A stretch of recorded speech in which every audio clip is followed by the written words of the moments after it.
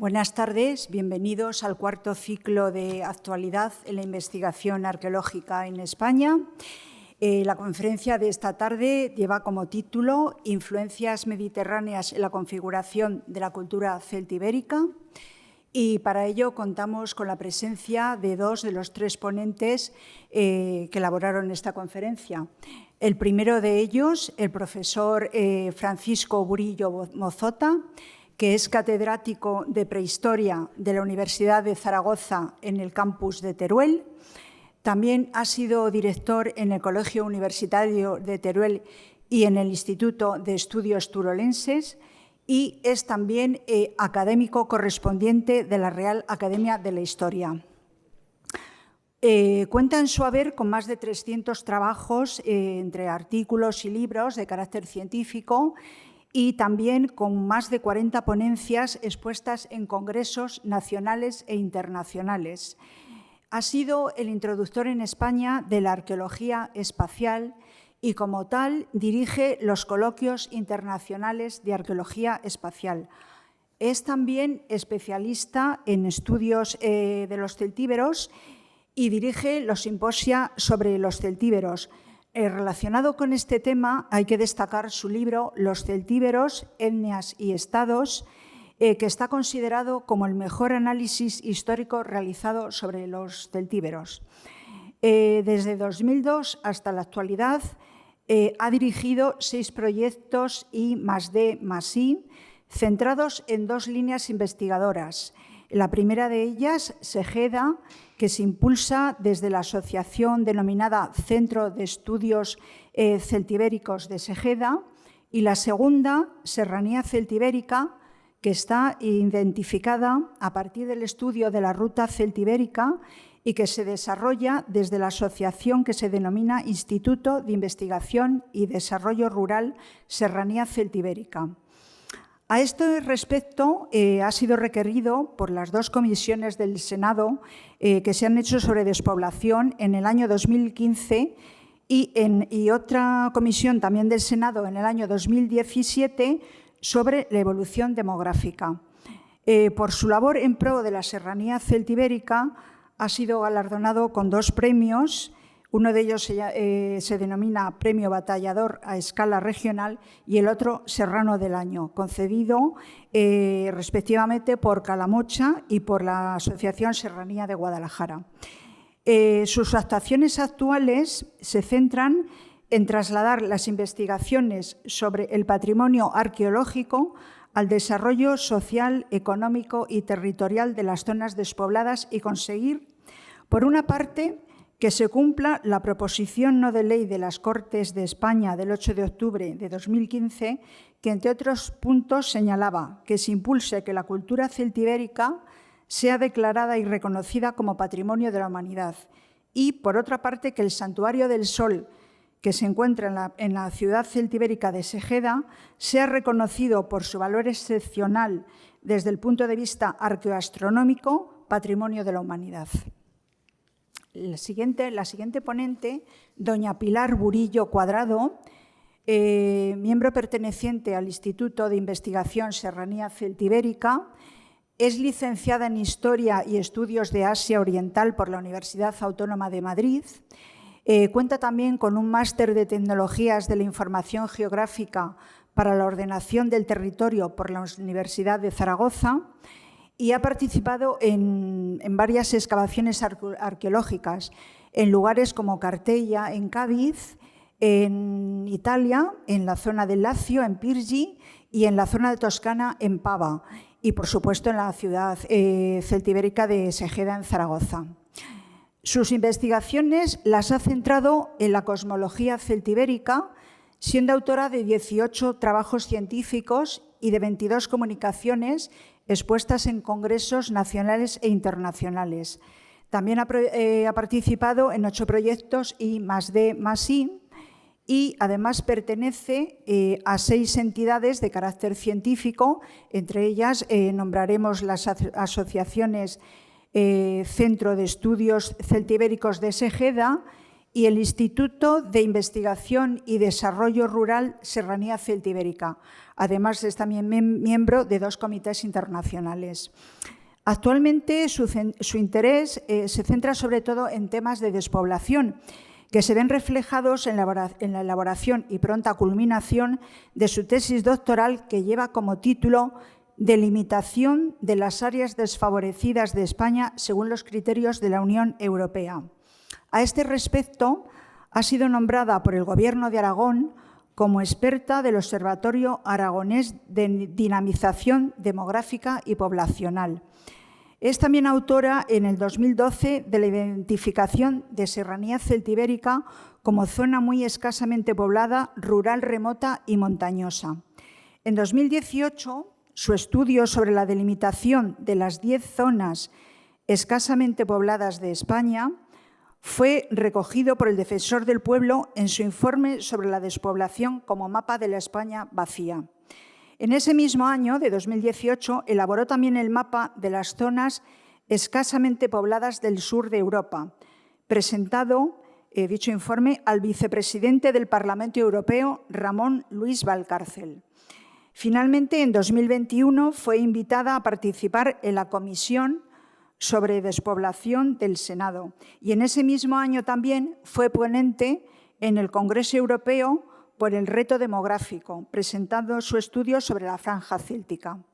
Finalmente, la tercera ponente, que no se encuentra aquí presente, pero de cuya conferencia, parte en la conferencia, se va a hacer cargo el profesor Francisco Burillo, es la doctora Gloria Fernández García, que pertenece al Centro de Estudios Celtibéricos de Segeda, es licenciada en Historia por la Universidad de León y es también doctora en Arqueología por el Departamento de Ciencias de la Antigüedad de la Universidad de Zaragoza, con la tesis que lleva por título Las casas de patio central en el Mediterráneo occidental entre los siglos IV y II a.C., la Casa del Estrígilo de Segeda I en la localidad de Mara, Zaragoza, y dirigida por el doctor Francisco Burillo Mozota. Cuenta también con un máster en Arqueología del Territorio por la Universidad de Granada y también con un máster en Comunicación, Difusión y Valorización Científica del Patrimonio realizado en el Conservatorio Nacional de las Artes y Oficios de París.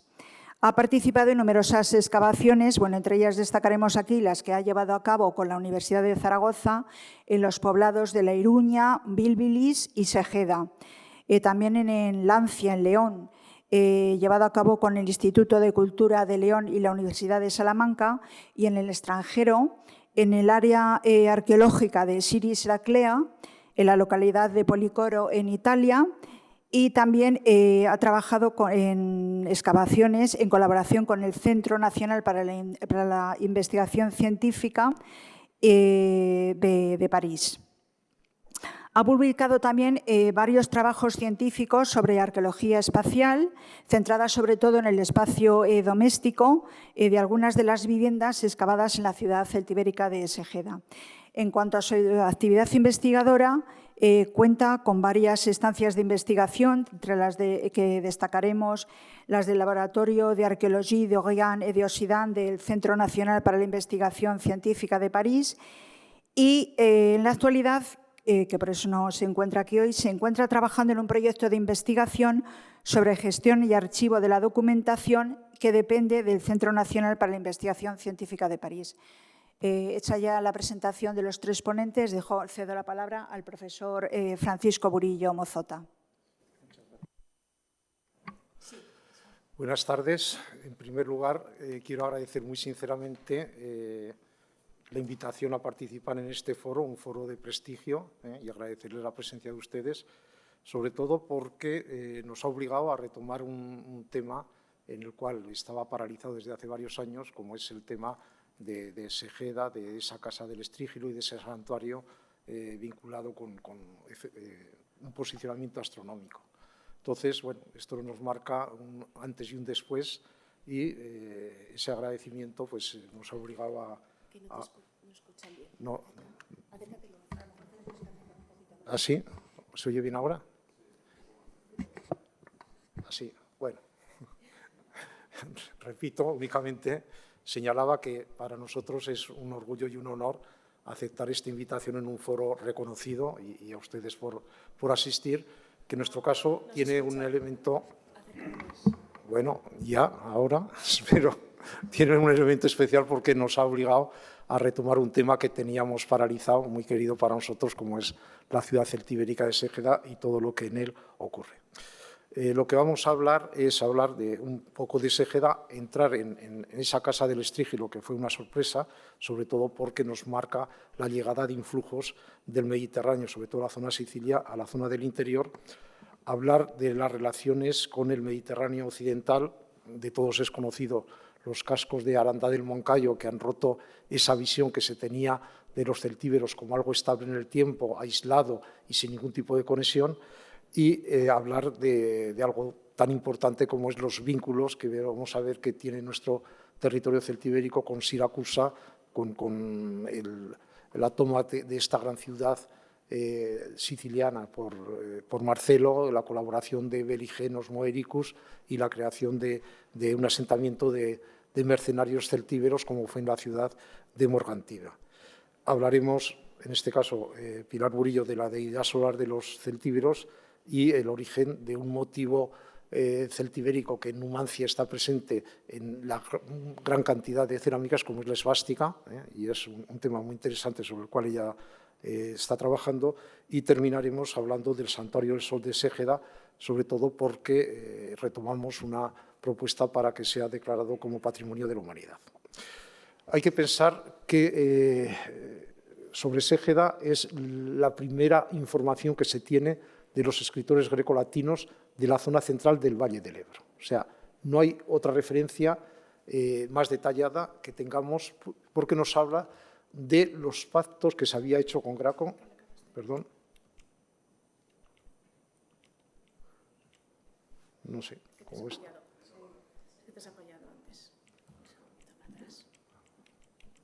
Ah, sí, perfectamente.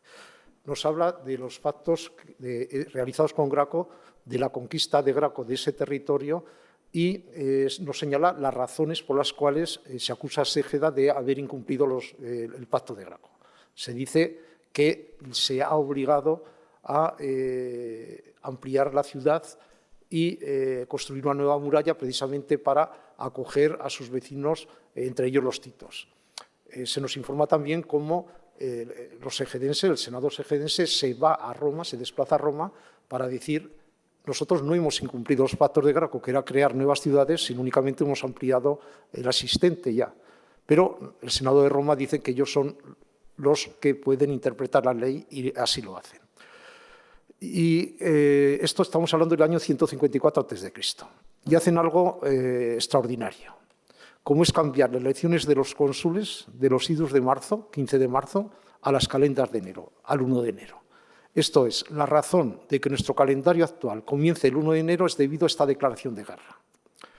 ¿Por qué criterio? Porque para Roma era muy importante, como luego veremos, la conquista de Ségeda, y para desplazar el ejército partiendo de Italia y llegar hasta la península ibérica, ellos tenían cálculo que la batalla se tenía que celebrar en verano. Y con las elecciones en marzo, en los idus de marzo, no sería así. De hecho, tenemos constancia, por las fuentes escritas, cómo se desplazan 30.000 hombres al cargo del cónsul Nobilio para atacar a Ségeda y cómo los segedenses se alían con los numantinos, estamos a 100 kilómetros de distancia, y son capaces de reclutar 25.000, de ellos 5.000 jinetes y 20.000 infantes.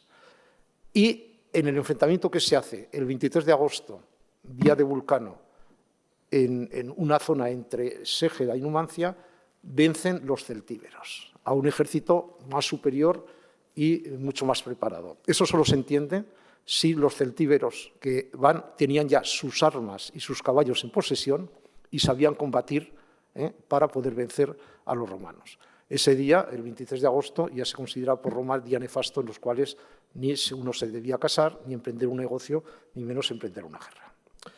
Este es el camino seguido por el tema de Nobilior, pero lo que me interesa destacar es que la fase imperialista romano-expansionista que sucede en la mitad del siglo II a.C., se inicia con el ataque a Ségeda. El mismo Senado romano En el 149 declara la guerra a Cartago y en el 146 sucumbe Cartago, como ustedes saben, pero también en ese mismo año ataca Corintio. Quiero decir que el expansionismo romano, norte de África y la zona este del Mediterráneo empieza con el ataque a Ségeda en el 153, en este sentido. Ségeda era un problema de ubicación. Actualmente sí que la tenemos localizada.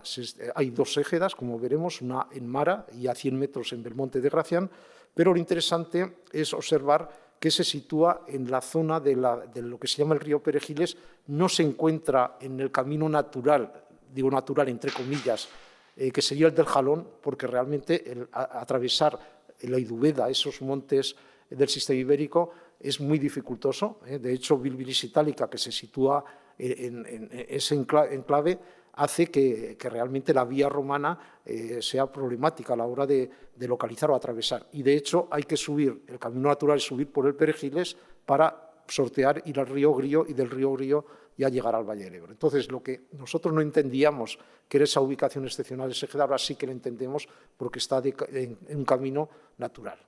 En dos ecosistemas, porque a 2 kilómetros al sur es una zona cerealista y de carrasca. Piensen ustedes de la carrasca, la bellota, que es uno de los consumos que existían y han existido hasta épocas recientes, mientras que justo en el Valle de Perejiles ya el ecosistema cambia. Ya tenemos viñedos, en Ségeda salió un lagar que demostraba que los celtíberos hacían vino antes de la llegada de Roma, hay olivos, quiero decir, tenemos ya un ecosistema ya de clima y de productos mediterráneos en este sentido. ¿Qué importancia tiene Ségeda desde el punto de vista arqueológico? Lo normal es que la mayoría de las ciudades en la antigüedad se superpongan como una tarta. Numancia tiene 3 ciudades superpuestas. Localizar la primera ciudad, la que se destruyó en 133, es un problema arqueológico porque, lógicamente, hay 3. La última se abandona en época altomedieval. Pero piensen ustedes en Zaragoza. O sea, Zaragoza tiene actualmente la Zaragoza moderna, Zaragoza medieval, la Saracosta musulmana, y debajo cae Saragusta y debajo Salduye, la ciudad ibérica. Y esto es muy frecuente. En Ségeda no. En Ségeda tenemos una ciudad que se abandona en el 153, no se destruye, no sale, y a 100 metros se construye una ciudad nueva, que es Ségeda II, en Belmonte de Gracián, que a su vez se destruye con las guerras sertorianas. Entonces, lo interesante de Ségeda I es que nos da una fecha antequén a la hora de poder datar los materiales que allí aparezcan, materiales importados, algunos de la zona de Italia y otros, por supuesto, del territorio local, y esta fecha antequén es única a nivel de todo el Mediterráneo. El único paralelo que tenemos es en la colina de Birsa de Cartago, en Túnez, que se destruye en el 146, pero es una colina que ya está excavada por los investigadores franceses ya hace años. Quiero decir, entonces, aquí tenemos un legado, una información importante en este sentido. Piensen ustedes que cuando hemos calculado la extensión que tiene Ségeda, 44 hectáreas, dentro de ese recinto de la muralla hay zonas que no están habitadas, pero es el recinto amurallado, se entiende por qué Roma ataca Ségeda. Se quería convertir en el centro más importante de todo el norte de la península ibérica. Piensen que Numancia tenía 7,6 hectáreas, Sagunto 10 hectáreas, 11. Y Tirta no sabemos cuántas tendría, pero 10 o 11 hectáreas, con mucho. Empurion, la Ampuria son 5 hectáreas. Entonces, eso explica ese crecimiento que tiene Ségeda, por qué Roma la ataca o quiere atacarla. Ségeda también es importante por sus acuñaciones monetales, porque es una de las grandes cecas. Hay 2 en la zona celtiberia, Secaiza, Ségeda y Arecorata, que está en Muro de Ágreda. Las 2 acuñan antes del 153, o sea, después de Graco, acuñan denarios, en plata, por supuesto, pero también toda la serie de bronce, que es ases, semis, tries y cuadras, o sea, monedas de menudeo que están indicando ya el desarrollo de una economía monetaria asentada, estamos hablando entre el 179 y el 153. Y lo interesante es que si bien las fuentes callan Ségeda después del ataque de Nobilior, las monedas, en el caso de la leyenda sequeiza, nos certifica con su presencia en Durón de Belmonte de Gracián la continuidad de la ciudad con el mismo topónimo que la tenemos. Miren ustedes aquí lo que es la jerarquización de estos territorios, donde en la zona de la Celtiberia únicamente Arecorata y Sequeira son las que marcan los territorios en este sentido. Las excavaciones que hemos ido realizando en Ségeda se han ubicado en razón de la demanda de cambios de cultivo. A partir del 97 se hizo un plan director y en el momento que existía una demanda de cambio de cultivo nosotros actuábamos. Si había evidencia arqueológica, se excavaba, tuvimos la suerte de contar con el apoyo de la Diputación de Zaragoza para poder comprar las fincas, pagando a precio muy superior del normal, con lo cual los agricultores contentos en este sentido, y esto hace que la línea de excavación se haya desarrollado en diferentes zonas. En la zona de la Acrópolis es donde localizamos un lagar en una casa de 2 pisos. Aquí esta zona es donde encontramos la zona de los Titos, con unas pequeñas bolas. Aquí hay un barrio donde salió una de las casas con una fragua. En esta es la casa del Estrígilo, que luego comentaremos, y esta es la muralla desencadenante de las guerras celtibéricas. Miren ustedes, está a la distancia del Pollo a 900 metros, y aquí fuera, extramuros de la ciudad, el santuario de Ségeda.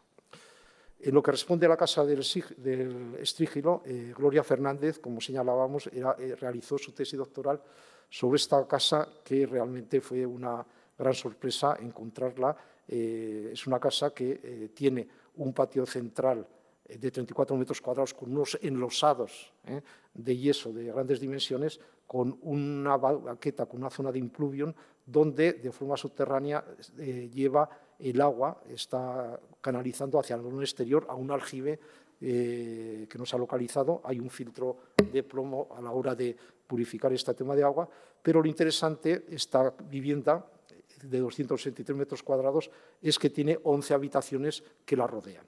Esta zona de aquí la ven ustedes, que está muy superficial, y es que el arado la había destruido, a diferencia de estas, donde se conservaba más de 1 metro de profundidad en este sentido. ¿De qué le viene? ¿Por qué le hemos puesto el nombre de la Casa del Estrígilo? Pues porque apareció un estrígilo, que conocemos bien su uso en la escultura de Aposomeno del Escipo, que nos está mostrando que el propietario de esta casa conserva el modo de higiene griego de limpiarse con medio de este instrumento, de este estrígilo. Estrígilo único en lo que corresponde a su estructura. Normalmente, si ustedes van, son muy frecuentes en el mundo etrusco, en el mundo griego, en el mundo romano, pero siempre los verán que es de un material, normalmente de cobre-bronce, normalmente, algunos ocasionalmente de hierro y ocasionalmente de hueso. Aquí lo que tenemos es que el mango es de hierro y lo que es la cazoleta es de cobre.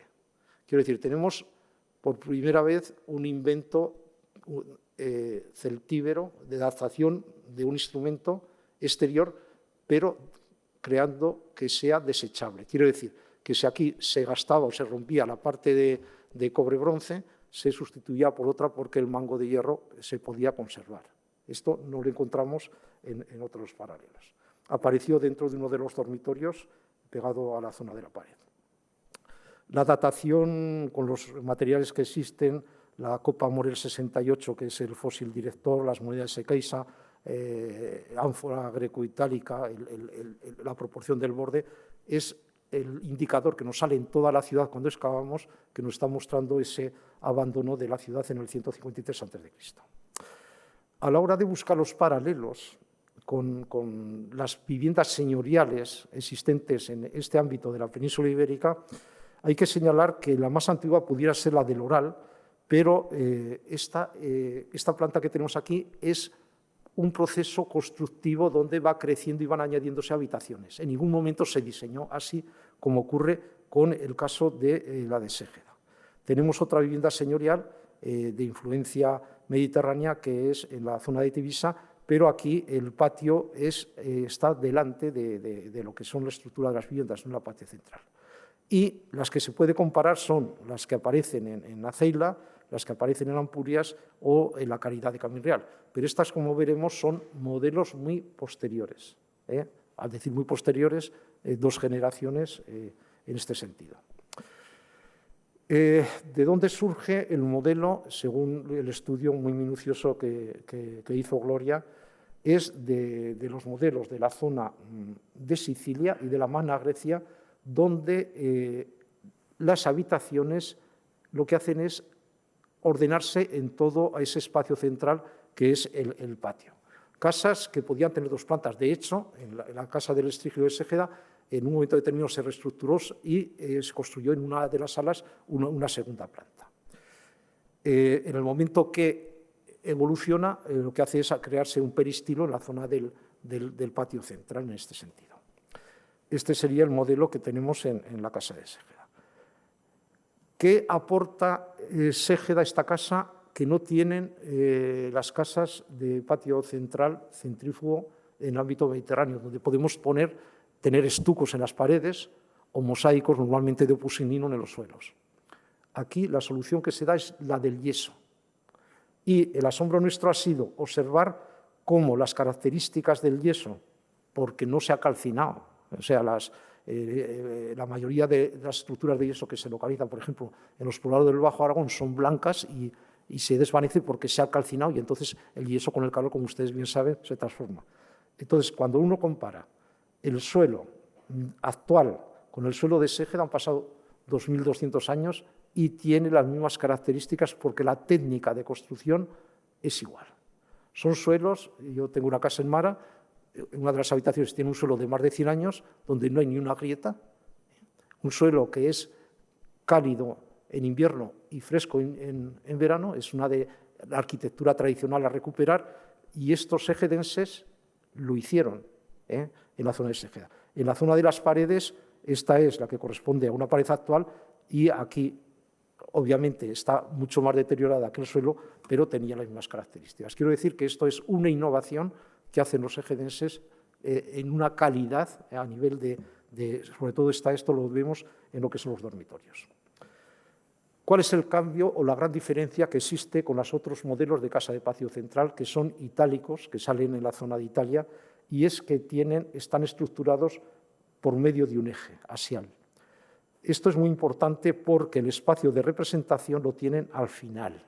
Quiero decir, uno cuando entra, atraviesa el patio y va directamente a la zona de invitados, a la zona donde el señor de la casa hace su recepción, donde está el oecus, donde tiene el tablinum, donde celebra los banquetes. Entonces, este aspecto, con unas zonas de alas, que se llama a la hora de poder acceder a diferentes habitaciones, es un modelo totalmente diferente, según la investigación que ha hecho Gloria, del modelo creado en la zona de Sicilia, y que nosotros la mejor representación la tenemos muy cerca de Ségeda, que es en la Caridad de Camín Real, en la cual tenemos el frente justo, la gran habitación con un mosaico de opus in nihilo, con una leyenda de este tamaño, las letras, que pone Licinete equiar osicerdecu, Licinete de Osicerda, en la zona de Alcañiz, lo hizo.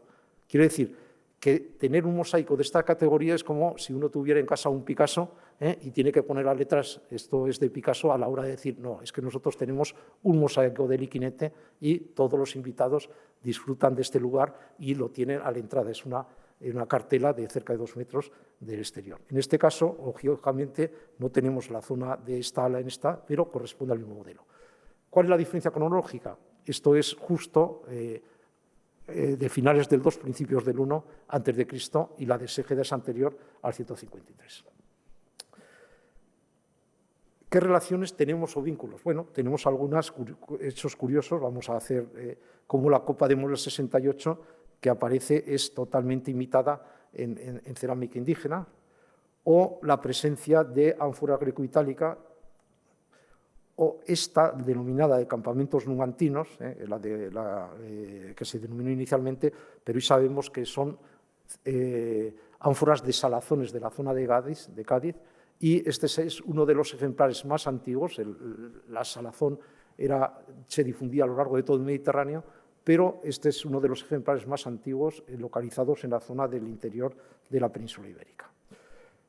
Otro de los elementos que es interesante de los estudios que se han hecho es observar cómo los diferentes cálatos localizados en la zona de Ségeda, algunos de procedencia de Ampurias, como este de aquí, o otros de procedencia local, son múltiplos de la cotila griega. Piénsese que en los estudios recientes el cálatos parece ser que es un envase que se hacía para contener miel o elementos conservados dentro de miel, como podían ser higos o otra serie de frutas. Lo interesante en el estudio que ha realizado Almudena Domínguez es que este producto se exportaba por toda la zona del Mediterráneo y uno, cuando va visitando museos en la zona de Sicilia o Cerdeña o Córcega o sobre todo en la zona de Italia, no es raro que haya una vitrina donde haya fragmentos de estos calatos o algunos ejemplares completos. Quiero decir que era uno de los productos que se expandía a lo largo de todo el Mediterráneo, porque las relaciones no son solamente en una dirección como en otra.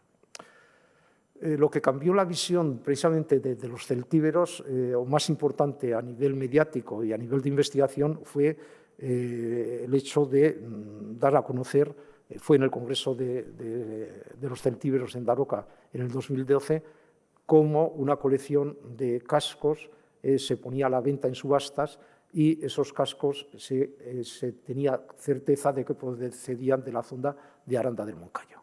Entonces, en este sentido, hay que nombrar la última incorporación, una donación de gran parte de estos cascos al Gobierno de Aragón, y esta es una de las exposiciones que se ha hecho en el Museo de Zaragoza.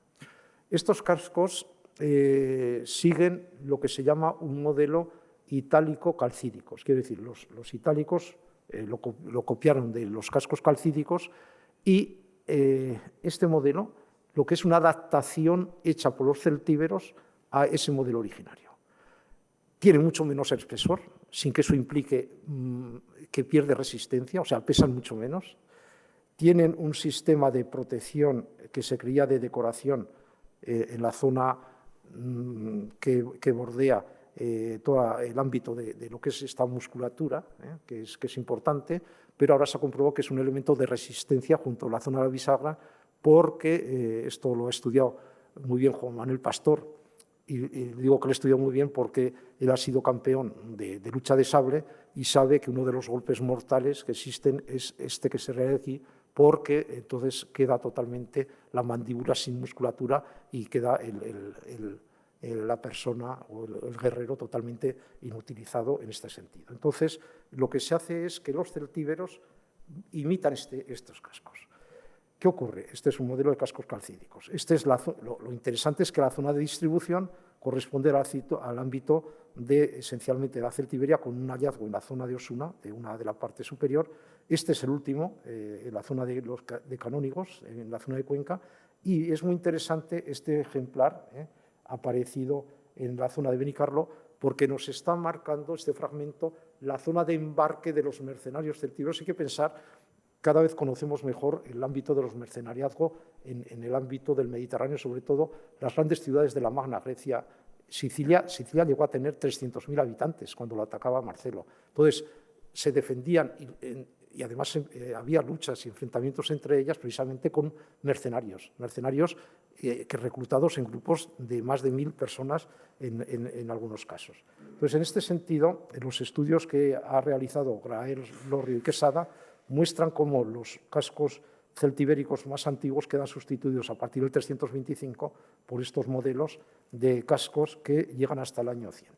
Y lo interesante, esta información, investigación de Raimon, es haber localizado una crátera lucana, darse cuenta que se construyen entre el 450 y el 330, es decir, estamos hablando siglo V, siglo IV, donde el pectoral es idéntico al que ustedes pueden ver cuando salgan en la vitrina que tienen a la tumba A de Aguilar de Anquita, que es uno de los elementos importantes, pero similar también al de la tumba C de Aguilar de Anquita.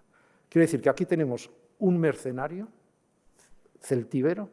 Además, hay un elemento que lo estudió ya Quesada, pero Raimon insiste, y es el hecho de que suelen llevar 3 lanzas, y en Necrópolis encontramos 3 lanzas de diferente tamaño en las puntas para poderlas lanzar. Era como los sondeos baleáricos con las ondas, según el tamaño podían alcanzar a mayor distancia. Entonces, esto es una información que nos está indicando ya estos vínculos o estas relaciones en el siglo V, IV antes de Cristo, quiero decir, incluso antes de esa información que nos dan estos cascos.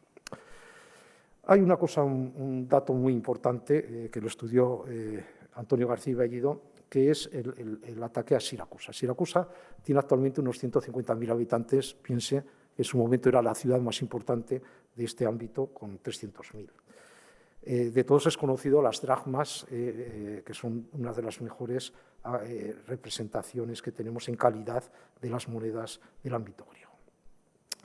Pero Siracusa pasa a la historia por la forma en que pudo resistir al ataque de la tropa romana a cargo del cónsul Marcelo, precisamente porque Arquímedes diseñó una serie de armas de guerra, entre ellas una serie de garfios que cogían en el momento que se acercaba un barco romano, lo cogía y lo volcaba, y otro, por un medio de espejos, hacer que el sol incidiera y quemara las armas. Entonces, era un lugar inexpugnable en este sentido.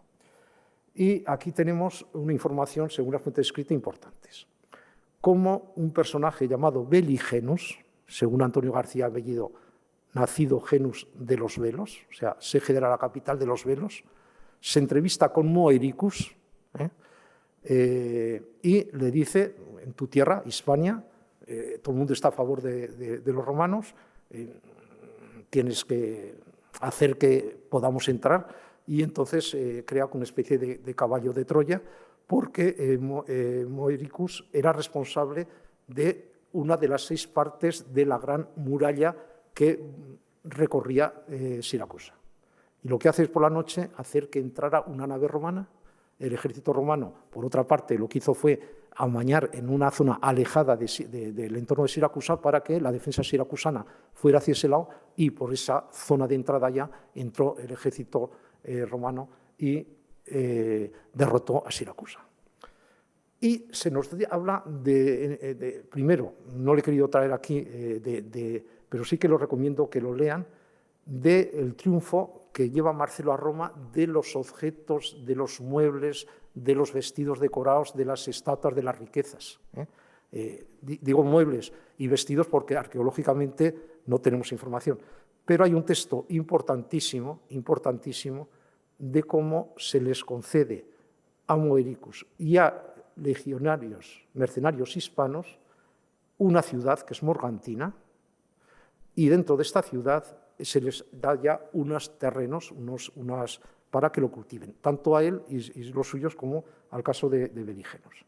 En el caso de esta es la gran ciudad de Morgantina, pero lo interesante de esta ciudad es que las acuñaciones que hacen ponen la leyenda no en griego, sino en latín, Hispanorum. Hispanorum.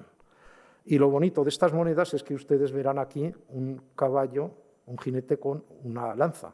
Este motivo lo toman de las monedas de Herión, de Siracusa, de Herión II. Y lo interesante es que ese reverso es el que va a hacerse inundar todas las cecas del ámbito del Valle Medio del Ebro, celtibéricas e ibéricas. Aquí tienen una de Turiaso con una cabeza similar en el anverso, pero luego, si ustedes ven alguna otra, por ejemplo, esta de Orosis, tenemos el mismo jinete y un detalle interesante. Los delfines.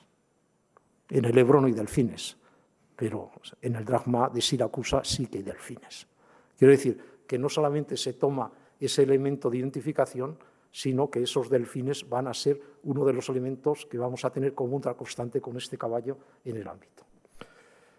Y es muy interesante cómo en el momento que se empiezan a acuñar monedas después de la Guerra Civil, los 10 céntimos, la perra gorda, y los 5 céntimos, la perra chica, toman este jinete como símbolo de identidad de España a la hora de actualizar un símbolo de hace 2000 años. Y Pilar Murillo va a hablar sobre el tema de... No, ponte aquí. Vale.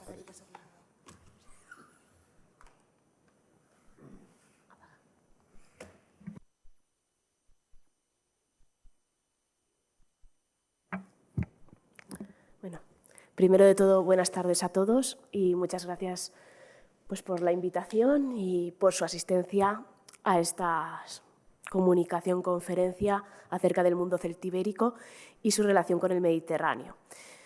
Mi parte va a tratar sobre el tema religioso, en concreto el tema solar y luego qué vinculación o qué motivos pueden haber venido como influencia del mundo mediterráneo. Primero de todo, quiero decir que hay una cierta dificultad, se podría indicar, a la hora de estudiar la religión celtibérica. Porque, como ustedes sabrán, no tenemos textos escritos que nos la narren con detalle y la mayoría de los elementos en los cuales nos podemos basar pues, es iconografía, ya sea en cetros, cerámica, etc. Entonces, tenemos una dificultad extra que otras religiones, como puede ser la griega o la romana, no tienen. ¿Qué problema nos encontramos cuando nos queremos imbuir en un mundo que está a tanta distancia del nuestro? Y es que nuestra forma de pensar es completamente distinta. Nosotros ahora, por ejemplo, en el ejemplo que traigo, que es el tema solar, sabemos que la Tierra da vueltas sobre sí misma y eso da lugar a los días y las noches. Sin embargo, en época antigua, lo que veía la gente era que lo que se movía era el Sol, que por el día pues, aparecía en un lado, se ocultaba en el contrario y daba lugar a la noche y luego al día siguiente volvía a amanecer por el lado opuesto, por ejemplo. Entonces, esa problemática pues tenían que explicarla. Desde luego veían que era algo vivo, normalmente lo que decían que era una divinidad muy importante, porque sin él no podía existir la vida, y el problema era si, pues, por dónde regresaba, cómo lo hacía, si podía regresar todos los días, etc. Entonces eso lo iban explicando cada uno de su forma. Por ejemplo, tenemos en el mundo griego donde la divinidad Helios es esta divinidad solar, ¿vale? En figura humana, que vuela por el cielo en su cuadriga de caballos, aterriza en el lado contrario y se embarca en una barca solar de oro por la cual rodea, aquí tiene una esfera que sería más o menos, el mundo sería plano, y rodearía, de acuerdo, en esta barca solar, para, después de haber iluminado, dando sol en la isla de los bienaventurados, los muertos bienaventurados, rodearía la Tierra para amanecer al día siguiente por el lado contrario. Esto es uno de los mayores misterios y que muchas religiones lo tienen que explicar, es una constante. Entonces aquí lo que vamos a ver es cómo lo explican los celtíberos y cómo, muy importante, hemos podido llegar a esa conclusión, que eso también, la metodología aplicada para llegar a ello es básico. A la hora de enfrentarnos a lo que es una iconografía, el método que hemos seguido tiene tres elementos fundamentales. Primero hablaríamos de una parte hermenéutica, que para simplificarlo sería la importancia de ver el objeto en sí mismo, ¿vale? Porque el elemento iconográfico, toda la serie de escenas, muchas veces están pintadas o dibujadas para que se entiendan fácilmente y no se va a la cerámica o a la placa o el elemento que la tiene para verla directamente y se pierde información. Así que esa fase primera, importantísima. Luego estaríamos con el tema de la semiótica. Esto sería la idea de que todo símbolo, toda escena tiene una sintaxis, son como palabras en una frase y hay que entenderla. Hay que entender qué significa cada símbolo y luego no es lo mismo que esté pues dentro, pues por ejemplo, si un sol lo tengo asociado a una figura, no es lo mismo que esté arriba del todo, que puede ser simplemente un sol que ilumina en una escena. Hablaríamos, por ejemplo, de un cómic en este sentido. Y por último, el estructuralismo. En el sentido de que el ser humano se suele plantear siempre las mismas preguntas y las respuestas suelen ser limitadas. Entonces, te puedes apoyar en otras culturas para entender unas posibilidades que se podrían aplicar a la tuya misma. Aquí tendríamos un poco las opciones que tenemos de iconografía celtibérica que nos vamos a basar para saber la religión que tenían. Tenemos una primera fase, ¿de acuerdo?, donde los elementos pues, son principalmente en bronce. Tenemos aquí las placas, los báculos o fíbulas, que las fíbulas servían pues, para los mantones que eran muy pesados, poderlos fijar. Elementos principalmente de caballos, vemos caballos y relacionados, pues, aquí vemos con círculos concéntricos radiados y otros círculos concéntricos sin radiar, donde uno se ve perfectamente que es un sol y el otro en su momento se interpretó como la luna llena, ya que el otro se quede siendo redonda. En la segunda fase lo que tenemos son figuras de caballos, en cerámica principalmente, donde se les suele asociar con las esvásticas, tanto estrogiras como levogiras, y aparecen muchas veces, como veremos, simplificados, en cabezas de caballo. Así que, para hacerlo esquemático, tendríamos una zona realista, la primera fase, estamos hablando del 2 o anterior, antes de Cristo, y luego una fase de cerámica donde el monocromo es esquemático y la figura que nos aparece relacionada con el caballo es una esvástica, y tendremos cerámica polícroma, que también es realista, donde aparecerán los círculos concéntricos, esta vez con pintura. ¿Qué tenemos aquí? ¿Qué representan? Hemos visto que estos círculos concéntricos es muy fácil de identificar, están relacionados con el caballo, y esto es un sol. Eso creo que nadie tiene ningún problema en identificarlo. Y el problema que tenemos es qué otro símbolo es este de abajo, este de círculos concéntricos, sin los rayos. Entonces, claro, cuando estamos así y lo vemos, pues la primera idea que fue, pues si uno es el sol, el otro es la luna. Y así tenemos la dualidad, está claro. Pero claro, esa es nuestra forma de pensar actual. Cuando vamos antes, tenemos, sí, el sol, un sol luminoso, y luego tenemos el mismo cuerpo, pero sin rayos. Y recuperamos, vemos la mitología solar en otras religiones, como puede ser la griega romana, y vemos que sí, tenemos el sol del día, que vemos muy bien, como hemos dicho, pero luego también tenemos el sol de la noche, que es el sol que regresa, que no se ve, que es el mismo. ¿Cómo lo pintaríais o lo diseñaríais de forma realista? Quitándole los rayos. Entonces aquí tenemos el mismo cuerpo, exactamente el mismo cuerpo como pueden observar ustedes, uno con rayos y otro sin rayos simplemente. Y con la figura del caballo asociada, que parece que, pues como en el mundo mediterráneo, pues está ahí relacionada con ella. Sobre todo, una de las características de por qué no puede ser la luna, o es, vamos, prácticamente imposible, es porque los símbolos, sobre todo estamos hablando de una cultura donde es oral, ¿vale? Muy poca gente lee o escribe, tienen que ser claros, no pueden dar lugar a error. Entonces, ¿la luna cómo se suele representar? Pues como lo ven ustedes, o sea, en forma de croissant. Porque si la representas redonda, se puede confundir con el sol. Y no solo eso, la luna, a diferencia del sol o las estrellas, la podemos ver directamente. Ustedes van por la noche y aunque sea redonda, aunque esté llena, se ve, no brilla. Entonces, los círculos concéntricos, que eran como uno pequeñito, uno mediano y uno grande para representar el cuerpo, no podría ser. En todo caso, sería uno solo y bastaría. Pero ya he dicho, eso va a aparecer muy pocas veces porque puede confundirse con el sol, y el objetivo de cualquier símbolo, de cualquier iconografía, de cualquier escena, es que la gente, cuando lo vea, lo entienda inmediatamente. En la parte de cerámica, sobre todo en la parte monocroma, nos encontramos con que los soles no aparecen, los soles realistas no aparecen, y en su situación nos encontramos, sin embargo, las esvásticas, ¿vale? Donde aparecen o al lado de las figuras, que puede que de caballo, que se modifican.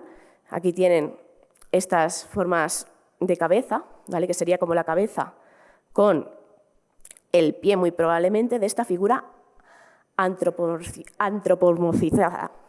Es una antropomorfización, ¿de acuerdo?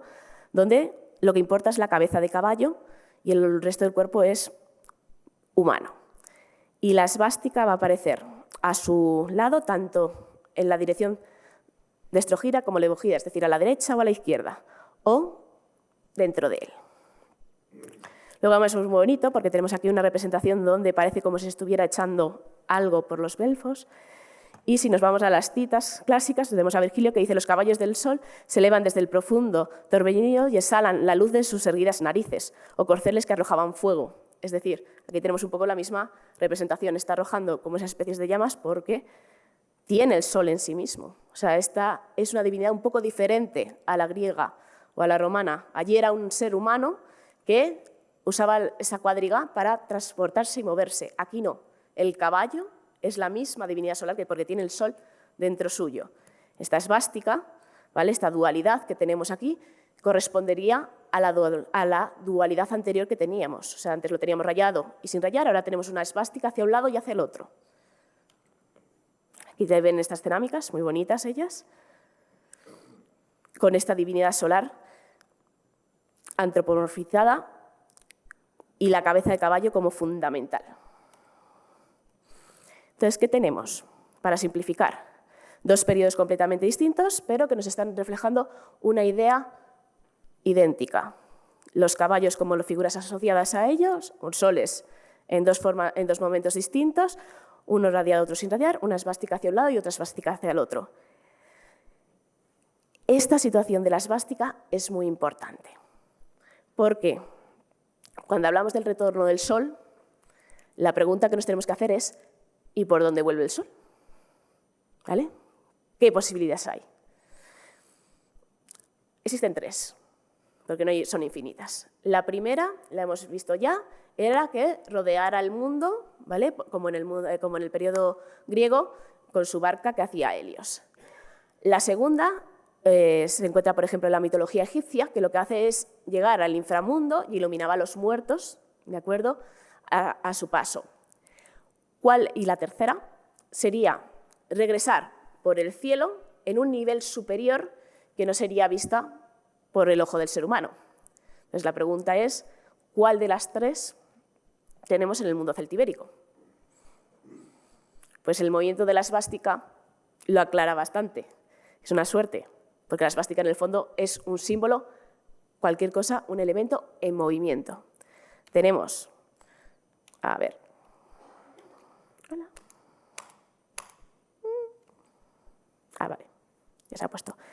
El que iría por el día, ¿vale? Y luego regresaría por la noche. Al tenerla... Disculpen, que va un poquito lenta. Al tener el movimiento en contrario, si ustedes lo hacen, nos está indicando que está regresando sobre sus pasos en un nivel superior al que veríamos. Si hubiera continuado o alrededor o bajo el mundo, lo que habrían cambiado es pues, poniéndole rayos como en el periodo anterior o alguna modificación para ver que seguía el mismo movimiento. Pero aquí lo que tenemos es el movimiento contrario, por lo cual nos está indicando claramente que el regreso sería por el cielo de noche, pero en un nivel que no se vería. Ahora bien, ¿de dónde nos viene la esvástica? De repente hemos pasado de tener unas representaciones realistas a tener pues, un símbolo que puede significar el sol o puede significar cualquier otra cosa. O sea, un símbolo que nos ha venido de algún lado. Hay que decir que, lo primero, que aunque la esvástica es un símbolo universal, ha aparecido en muchas partes del mundo y no tienen por qué estar relacionadas. Y a veces el significado no es el mismo. Porque, como he indicado anteriormente, esto significa algo en movimiento, es un elemento en movimiento. En este caso, como vemos, va a ser el tema solar, pero no tendría por qué serlo. Es un símbolo muy famoso, desgraciadamente, porque fue cogido por los nazis, como todos ustedes sabrán, ¿de acuerdo? Y entonces hace que a nivel europeo lo vinculemos con el mundo celta. Lo digamos, pues, como el tema Alemania, tal, pues mundo celta, esto viene del mundo celta. Pero la verdad es que nada más alejado de la realidad. A nivel de la península ibérica nos encontramos que las esvásticas más antiguas están en la cultura ibérica, ¿de acuerdo? Donde alguna puede datarse incluso, hay la posibilidad de que sea del VI a.C. Darse cuenta que nosotros estamos hablando de un segundo primero antes de Cristo, es decir, hay bastante tiempo posterior. Y la mayoría son del siglo IV antes de Cristo, es decir, los iberos los utilizaban mucho antes que los celtíberos. Y a ellos le vino, muy probablemente, bueno, aquí tienen otro ejemplo muy bonito de Coll del Moro, donde está esta esvástica abajo, del siglo IV también, del tercero, perdón, antes de Cristo, a ellos le vino muy probablemente del mundo mediterráneo. En el mundo mediterráneo, y hay trabajos también desde el punto de vista de Daire, por ejemplo, una investigadora que se centró sus estudios en la esvástica celta, dijo lo mismo, que esta esvástica venía muy probablemente del Mediterráneo también a ellos porque la más antigua era del siglo VI, lo mismo que encontramos en el mundo ibérico. Y aquí, en el Mediterráneo, sin embargo, es mucho anterior, es de una anterioridad bastante grande porque la encontramos en el periodo neolítico, la encontramos en el geométrico, como pueden ver ustedes aquí, o en el periodo clásico. No solo en el mundo griego o romano, sino también incluso en el tema etrusco. Aquí tienen este museo de Tarquinia, donde la esvástica es un elemento común en muchos materiales suyos. Y para ellos, que es lo importante, ¿qué significaba para ellos la esvástica? Esta cerámica es fundamental en el Museo de Viena, donde vemos a Helios en la cuadriga de caballos, iluminado, y la esvástica dentro suyo. La misma imagen que tenemos nosotros, ¿vale? Con las cabezas de los caballos, donde se veía la esvástica dentro suyo también. Aquí le encontraríamos lo mismo. Es decir, esta dualidad, como hemos dicho, la forma de representar las cosas siempre es muy parecida porque los símbolos tienen que ser claros para cualquiera que los vea.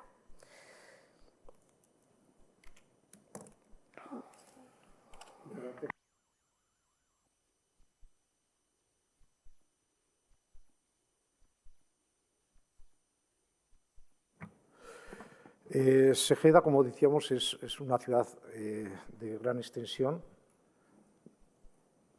Tiene esas 44 hectáreas. Hay que pensar bueno. No, es para señalar. A ver, si va. No me va. Así. Ahora. Hay que pensar que esta es la zona de la Acrópolis, son 5 hectáreas las que tiene. La muralla vendría por este camino y extramuros se encontraba lo que hemos identificado como el santuario. Esta foto es de la Casa de Velázquez de 1986, corresponde a este momento donde las fincas estaban separadas, había un gran desnivel, pero vean ustedes en 1942 esta estructura aislada de lo que denominaba la Gran Plataforma, cómo destacaba en el relieve. Y vean ustedes en el 2000, posterior, cuando al unir estas dos fincas, precisamente se anula esa parte de esta estructura que hemos visto. Cuando se excavó, nos sorprendió tremendamente de encontrar, inicialmente se hizo una cata, y creíamos que era un fortín, por la situación, y porque era un muro de 2 metros de anchura. Luego, cuando excavamos, ampliamos la excavación, observamos que estábamos ante algo excepcional porque no sabíamos esencialmente la función. Lo llamamos la Gran Plataforma, limitada a posibilidades de yesos, un enlosado y una capa de adobes que la cubría, que lógicamente en la etapa anterior, antes de la roturación, era mucho más elevada. El señor del campo nos decía que tenía hasta más de 1 metro de altura. Y lo que nos sorprendió era la existencia de ese carácter monumental.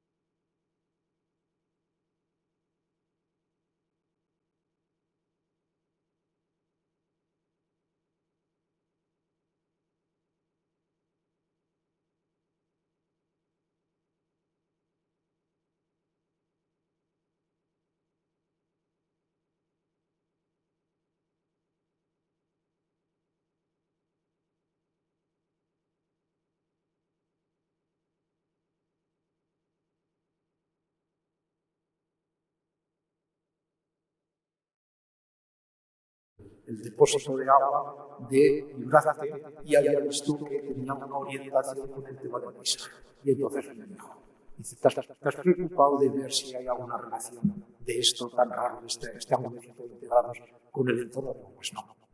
Y entonces tuvimos la suerte de contar con Manuel Pérez, porque había acabado de hacer su tesis doctoral sobre la arqueonomía de los metones. Él es profesor de geodesia de la Universidad de Salamanca. Pues lo primero que hizo fue hacer un registro topográfico del Buzón. Esto es una fotografía de 130 grados y situó con el teodolito los puntos geodésicos con las coordenadas, de forma que esa fotografía de 160 grados la podía manejar en el ordenador. Lo que hizo fue también ver la orientación astronómica y trabajar con un programa de simulación. Ya sobre el terreno vio que uno de los muros estaba orientado perfectamente al norte, el muro pequeño. Y luego trabajó con este simulador. Entonces, con este simulador, él dice, bueno, voy a ver cómo va el Sol. Él estuvo trabajando y en el solsticio del verano, en el año que es 163 a.C. Entonces, a la hora que marca aquí, pues el Sol se encuentra en este lugar. Pero luego, como verán ustedes, en el momento justo del solsticio, el Sol se ponía sobre el cerro este de la Atalaya. Entonces, él me dice, oye, esto es muy importante. Es muy importante. Dice, hay una alineación, porque él sí que vio que la bisectriz de esa piedra angular señalaba a este punto. Entonces, como se pueden ustedes imaginar, el 24 o el 22 de junio, que era cuando él marcaba el solsticio, todos ahí a ver si realmente ese modelo predictivo se cumplía.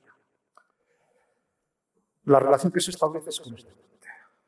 Pues observen ustedes.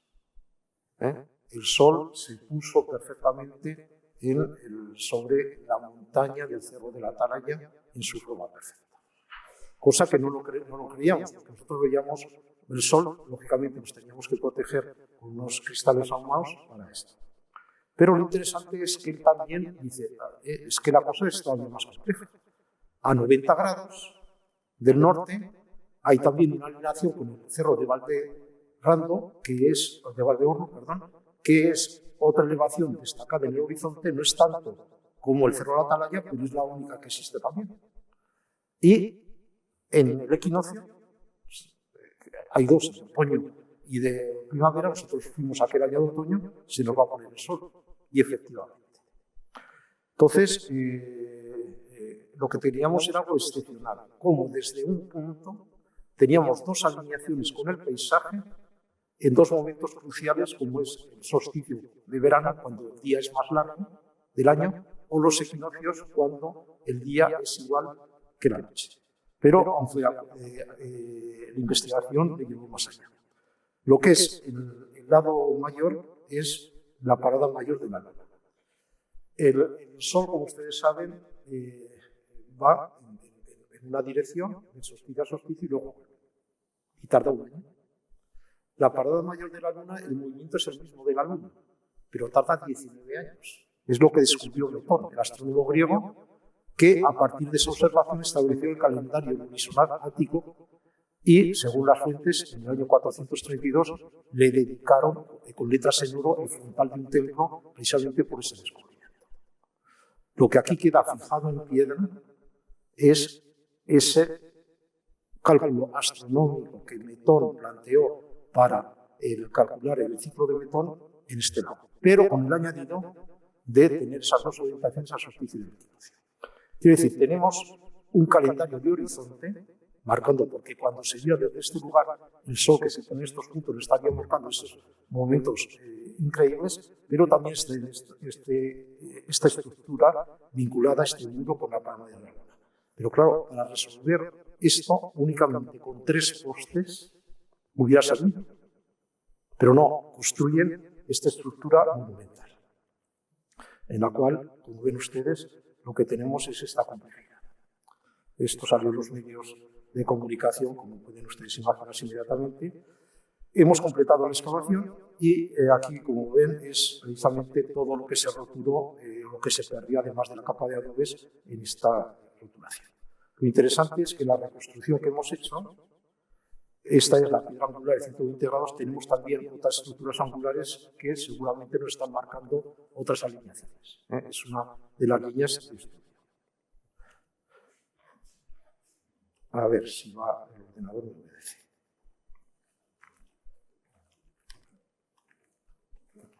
Me obedece muy rápido. Bueno, hay otra que nos salió cuando se hizo la excavación.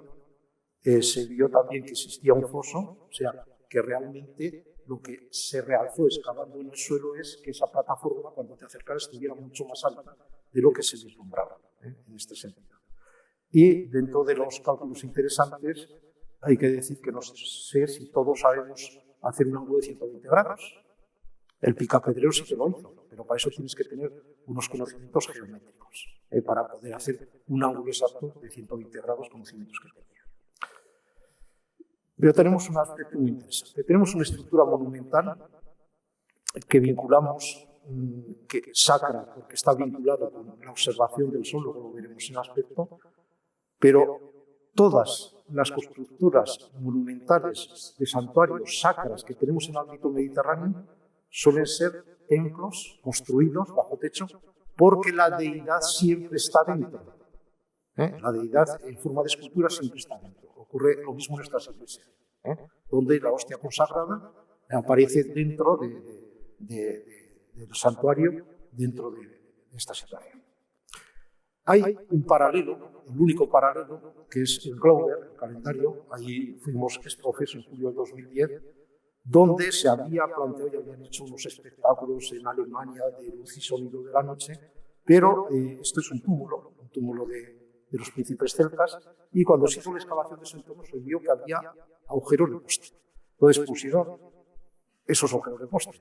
Obviamente, cuando uno mira desde a cualquier punto del horizonte, desde cualquiera de estos postes, puede encontrar alineaciones, pero cuando nosotros hicimos la visita, ya los responsables del yacimiento arqueológico veían que no había ninguna relación. Quiero decir, que el calendario de Glauber, que estará publicado en la etapa inicial como el calendario céltico más importante de Europa, no existe en este sentido. ¿Qué peculiaridad tiene el santuario de Ségeda? Cuando vemos alineaciones vinculadas con monumentos, en el ámbito, aquí tenemos dos ejemplos, ámbito hispano, en el caso de un dolmen, vinculándole al solsticio, a los equinoccios, lo que se hace es construirlo para que el sol al amanecer penetre, pero penetra sin independiente del ser humano del momento, ilumina al muerto, ilumina al lugar de la muerte que es ese dolmen. Y en otro ejemplo de todos conocidos, que es el caso de Abu Simbel, lo que es la situación es para que en dos fechas determinadas del año, vinculada con la siembra y con la cosecha, según parece, el sol ilumine la parte final a las deidades, a Amón, a Ramsés y a Ra, y deja a Ptah sin iluminar, porque es la deidad, como ustedes saben, vinculada con el mundo de los muertos, en este sentido. ¿Esto qué quiere decir? Que tanto en el santuario o en tanto en los dólmenes es una iluminación vinculada con la vida, o con las deidades o con el ámbito de los muertos. Sin embargo, en el santuario de Ségeda es la persona, el espectador, el que establece esa visibilización de ese sol, que hemos visto que en la religión celtibérica, como tantas otras, es muy importante. Aquí tiene una escena actual del turismo astronómico y yo creo que esta imagen de esta persona revelaría perfectamente a una celtíbera o a un celtíbero del 2200 extasiado hasta a la hora de contemplar el sol. ¿Por qué se extasia uno al contemplar ese ocaso solar?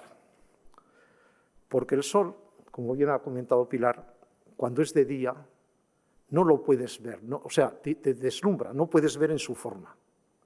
Y en el caso, estas son las fotos tomadas el 2009, antes de ponerse el sol aquí, donde no vemos su forma, o justo cuando penetra, donde es como si estallara. O sea, el pasar del día a la noche, el sol cuando atraviesa el cerro de la Atalaya es como explota. Pero solamente durante 10 minutos el sol se manifiesta. Quiero decir, se produce un proceso de hierofanía, de manifestación de lo sagrado. El espectador es capaz de contemplarlo en su forma perfecta y asiste a su desaparición. Entonces, tenemos que ir al mundo egipcio para ver esas representaciones vinculadas a una deidad, en este caso al dios Ra. Y voy acabando ya. Esto es. Entonces, dense ustedes cuenta que el santuario, porque es una estructura que tiene otras funciones, quiero decir, a nivel de ritualidad, no solamente ver esto. El peregrino que llega a ver el ocaso solar, cuando acaba de ver el ocaso solar, es de noche. Tiene que pernoctar en el entorno. Se han hecho estudios en la zona de Ópida, de Manuel Golf, de Miguel, de cómo hay zonas sacras en el interior con espacios para hacer reuniones, no solamente sacras, sino asambleas, lugares de fiesta, lugares de relación social, lugares de relación económica. Esta situación extramuros del santuario del Sol, que así lo denominamos de Ségeda, implica la posibilidad de que esos peregrinos, ciudadanos de Ségeda, porque tanto es los que viven en la ciudad como en su entorno, o de otras procedencias, realizaran durante el tiempo que fuera, 2 o 3 días, pernoctar en ese entorno a la hora de hacer esos vínculos no solamente religiosos, sino de tipo social y económico. Estamos, pues, ante una obra de Estado de Ségeda, ante un calendario de horizonte, un santuario y un lugar de peregrinaje y reunión que implica altos conocimientos geométricos, astronómicos, cálculos anuales del movimiento del Sol, el ciclo metónico, y lo que hace es que estemos ante un lugar único desde el punto de vista europeo. Y precisamente el estar invitados a esto nos ha hecho retomar un tema que lo teníamos abandonado, y es la declaración como Patrimonio de la Humanidad. Y estoy acabando. A diferencia de la lista de cualquier bien que se tiene que declarar Patrimonio de la Humanidad, que pasa por una selección por cada país, en el caso concreto sería nuestro de España, la UNESCO ya encargó a una reunión de ICOMOS y del Internacional Unión Astronómica, que agrupa a 10.000 investigadores en astronomía, que prepararan el protocolo para ver qué monumentos, instrumentos, acontecimientos vinculados con el tema astronómico debían ser declarados Patrimonio de la Humanidad. Nosotros cumplimos todo el protocolo, excepcionalmente, y debido a ya un convenio que desde el Instituto Sanidad Celtibérica hemos hecho con Hispania Nostra, pues vamos ya a elaborar ya ese documento, que es únicamente plasmar todo lo que tenemos hecho, para llevarlo a esa comisión para que el patrimonio, el Santuario del Sol de Ségeda, sea declarado como Patrimonio de la Humanidad. Y acabo con una pregunta final. ¿Qué fue primero? ¿Ségeda se puso porque estaba el lugar sacro ahí? ¿O el lugar sacro se puso porque estaba Ségeda? Esto me hicieron la pregunta cuando la llevamos a Inglaterra a un congreso, porque es algo tan excepcional que desde un punto, una cosa es la monumentalización, se pueda ver dos en el horizonte calculando esas posiciones, que realmente estamos ante algo único y, por supuesto, merece ese reconocimiento como Patrimonio de la Humanidad. Muchas gracias.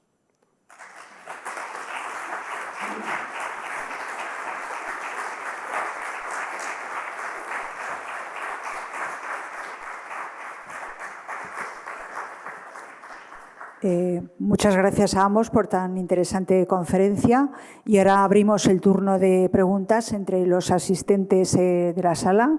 Si alguien tiene alguna pregunta que formular, pues ahora es el momento.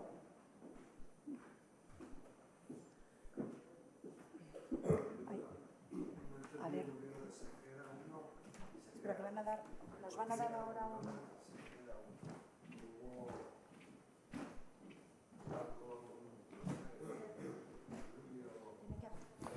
Es que existen, me pregunta, sí.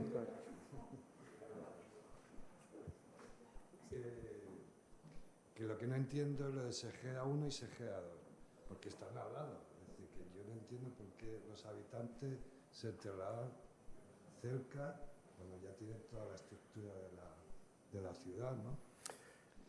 O pues como ahora, como hay torrenciales de agua, de lluvia, a lo mejor se fue... Por una pregunta que ¿por qué llamamos Ejeda 1 Ejeda 2? Porque son dos ubicaciones totalmente distintas.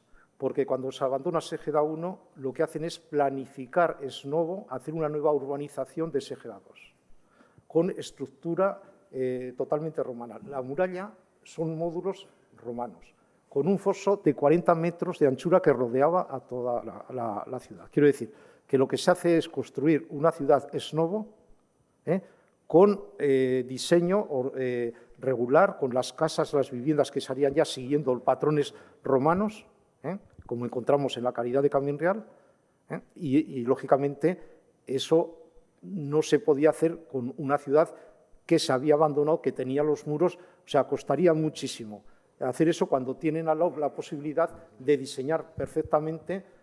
Tenemos marcados, hay claro, que traer documentación de una fotografía de los años 40, donde sale un mosaico de Opus Igninum con sus estucos, etcétera, y sobre todo ese foso de 40, la muralla perfectamente conservada, que es lo que da lugar que se construye ex novo. O sea, por ahí. Yo quería preguntarle a Pilar, porque has estado estudiando la simbología que va implícita en nuestros centímetros o romanos. He visto que se ha mostrado una escapétala sobre una media luna en tu presentación. ¿La escapétala también está asociada al mundo centímetro, está contrapuesta a la luna o lleva otro...? En el mundo celtibérico, lo que es la luna no aparece representada en sí tampoco. Lo que tenemos son círculos concéntricos pequeñitos que pueden ser identificados como estrellas, e incluso en una placa se ha identificado como las Pléyades por la posición en la que están, pero completamente diferente en este sentido. La única posibilidad que tenemos de que sea la luna es en un animal que es una especie de quimera, donde es un caballo que está huyendo y tiene una cola que termina en cabeza de bóvido, y con la cornamenta muchas veces se identifica con la luna por ser parecida a su forma. Es la única que tengo. Bueno, hay alguno en forma realista, pero no es un elemento que salga mucho. Hay algunos, sí, ahora que estoy recordando, hay alguna representación también, alguna cerámica de forma realista, pero no es un elemento que sea muy identificado. Vamos, es el sol en general en el mundo celtibérico, no la luna. ¿Alguna pregunta más? Sí. Esto de que el observatorio esté orientado al poniente es una singularidad de Ejeda, en vez de al naciente, que es lo que solemos pensar. ¿Es una singularidad o es más corriente de la cosa? No hay paralelos. O sea, quiero decir, es que el tema es que está hecho para observar la puesta del sol. O sea, para que la persona esté a la hora de contemplar no solamente una alineación, como suele ser normal en cualquier otro monumento, y además con el ocaso solar, no con el nacimiento del sol. Es decir, entonces nosotros no hemos encontrado ningún paralelo. Ningún paralelo, quiero decir, a nivel mundial, porque el elemento astronómico en el mundo maya, en el mundo azteca también era muy importante, hay vinculaciones, pero son realmente con monumentos, no con la persona. Aquí lo interesante es que es una estructura para que el sujeto sea el que contemple, el que tenga esa comunión con la deidad. Eso es lo que lo hace excepcional, independientemente de que se construyera el monumento en sí, porque ya digo que con 4 postes hubiera tenido la misma función. Pero claro, hicieron una estructura de 400 metros cuadrados que a su vez, muy bien acabada, revocada en excavación. Quiero decir que hay que pensar que esa estructura situada está a la misma cota que el Pollo. Lo que levantara de adobes, el zócalo de piedra y adobes, no lo sabemos la altura. Lo que sí que sabemos, porque lo hemos encontrado en alguna zona del muro de yeso, que estaba revocada, seguramente encalada. Entonces sería un hito en el paisaje bestial, vamos, que cuando alguien se acercara ya a la ciudad de Ségeda lo tenía que ver, porque tendría a cota más superior que el pollo del Cid, que el pollo de Ségeda. Quiero decir, las casas que estuvieran en el pollo pudieran estar a la misma altura, pero al estar aislado le daba un elemento de renombre. Pero lo importante es que eso está hecho para que alguien observe durante 10 minutos al sol. No tiene ninguna relación con él. El sol no lo recibe el monumento, como vemos en Abu Simbel o en un dolmen. Es el espectador el que lo vislumbra. Eso es lo que le da una singularidad única, desde el punto de vista religioso. La pregunta que usted ha hecho, al final, debe suponer que el santuario fue antes que la ciudad, por la singularidad está de ver el sol y los solsticios justo encima de las cimas de las colinas. Es que es algo tan importante y tan único que es lo que hace pensar que, debido a ese lugar sacro, antes de monumentalizarlo, porque la monumentalización se hace cuando está Ségeda, que la ciudad se situará junto a ese lugar sacro. Es una de las preguntas y de las respuestas que animan, pero entra dentro de la hipótesis, plausible, pero no necesariamente. Yo quiero hacer un hincapié en que el tema de Ségeda y lo que hablábamos de que es el atardecer, esto permite lo que se comentaba, ver el sol 10 minutos, porque en el amanecer eso no es posible. Entonces, si se hubiera orientado al amanecer, esa comunión, por así decirlo, con el sol, no habría sido así. En la iluminación de los templos, como es lógico, eso ya no es importante porque es la estatua o es el elemento que sea el que se ilumina, y ese puede recibir el sol a la mañana sin ningún problema porque no es el ser humano el que tiene que verlo directamente.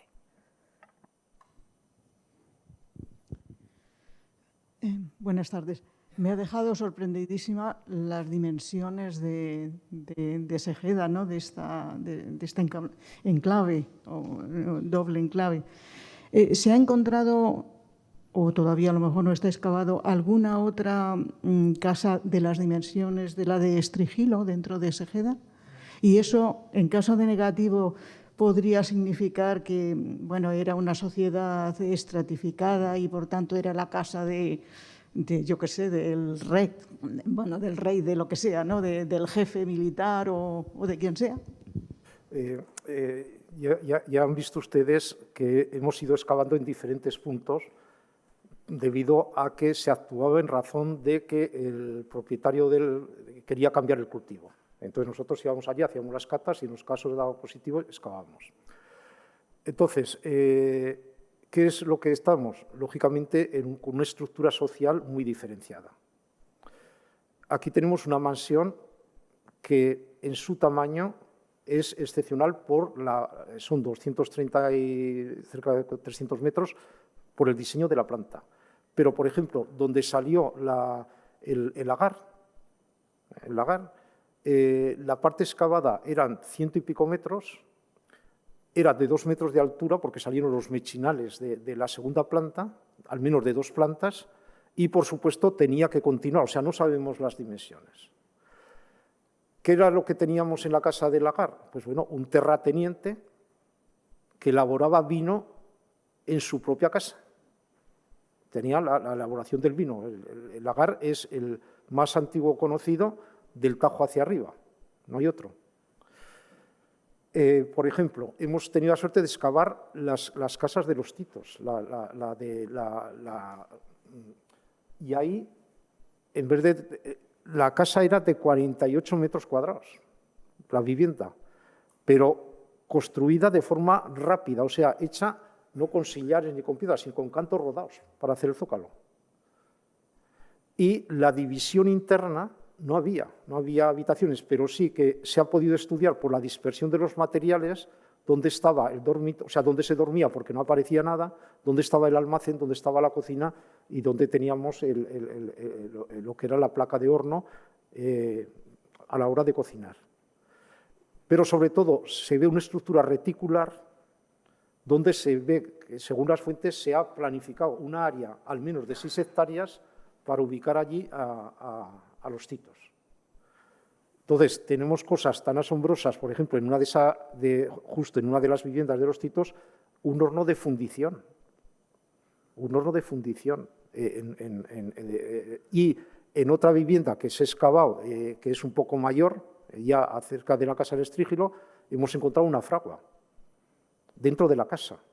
Una fragua que es como la de los bereberes, o sea, simplemente una zanja en el suelo con elementos de hierro. ¿Cuál es el privilegio de Ségeda? Que cada zona que excavas te da una sorpresa y te da unas diferenciaciones sociales y económicas entre la gente que vivía. Pero las fuentes son muy importantes, porque cuando los segedenses y numantinos se enfrentan a los romanos, eligen a Caro de Ségeda por su valor como caudillo, no por ser aristócrata, no por ser como Indivili Macedonio, un régulo. O sea, en las fuentes no tenemos información de que haya una estructura social, tampoco las fuentes que dan a Numancia. Y luego la excavación, lógicamente la excavación de Numancia es de la ciudad 2 esencialmente y de la última, de la romana y algo de la segunda, de la que acaba con Sertorio. Pero de la ciudad primera, en Numancia, no tenemos información. Sí en la necrópolis, que excavó el equipo de Alfredo Jimeno.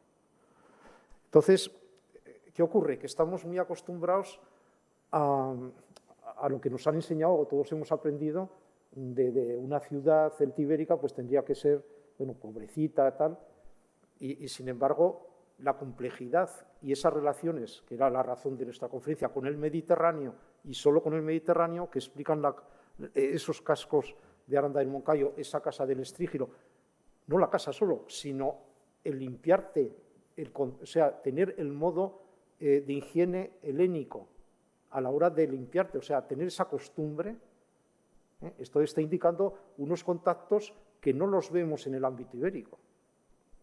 Entonces, nos está rompiendo ese concepto que podíamos tener de los celtíberos. O sea, es que hasta hace pocos años no se pensaba la importancia de las ciudades. Se hablaba de los velos, de los arébacos, de los pelendones, de las tribus, guerreros. Ahora sabemos que es una estructura compleja, que tenía en Contrevia Beleisca, pues tenemos 4 bronces. 4 bronces, algunos de ellos con perforaciones, como el bronce de Contrevia, para ponerlos en exposición pública. Quiero decir, tenemos un sistema de archivos similar al que existe en época romana. A la hora, ¿por qué? Porque en ese momento ya la cultura es totalmente romana a nivel de construir las casas, era lo que comentábamos de caso de Ségeda II, con Opus Igninum, con tal, pero hablaban en celtibérico, escribían en celtibérico. No, perdón, escribían con signario ibérico, porque los celtíberos no tenían un signario propio, lo cogieron de los íberos, pero su lengua sí que es una lengua celtibérica, celta, evolucionada de las más antiguas, con algunos elementos y costumbres que los diferencia de los íberos. Por ejemplo, el poder de la familia extensa, que aparece en la nomenclatura de la familia extensa, y que lo vemos en rituales, mientras que en lo ibérico no, es familia nuclear, pero no a nivel de residencia, o sea, no tenemos casas de familia extensa, sino que es una relación de grupo que se establece. El tema del hospitium, de la tesis de hospitalidad, eso no aparece en lo ibérico, pero tenemos en Grecia, tenemos en el ámbito latino también, pero en el ámbito ibérico no. Quiero decir que tenemos una cultura muy específica, totalmente distinta, por ejemplo, a la del mundo vaceo, que es una cultura con una personalidad única, con un armamento y unos broches, una iconografía especial, un sistema de poblamiento donde únicamente hay grandes sopidas con vacíos en el entorno. Quiero decir, tenemos una complejidad en el interior de la península ibérica que está esperando investigarse y sobre todo definirse, porque estamos anclados en lo que hemos ido aprendiendo o nos han enseñado en el caso de los celtíberos, pues bueno, pues el ver en Numancia, por ejemplo, la falta de monumentos, en el caso de Numancia, de templos, como tenemos en el ámbito griego, la falta de espacios públicos, un ágora, un foro como en Roma. Por eso el santuario de Ségeda es importante porque crea ese espacio público extramuros de la ciudad. Es decir, lo lógico sería verlo dentro del interior de la ciudad, pero no, es un concepto que en el ámbito celtibérico no se desarrolla, porque son políticamente ciudades-estado, pero muy pequeñas, en comparación con las que tenemos en la Magna Grecia, de ciudades de 300 hectáreas o de 500 hectáreas. Aquí Ségeda, que es la que con creces es la mayor, son 44 de perímetro. Con crece la mayor. Y Ampuria 7,6. Pero cuando se excave Arecoratas, por ejemplo, en Muro vamos a tener unas sorpresas tremendas. Tremendas. Igual que las que tenía que deparar todavía Ségeda.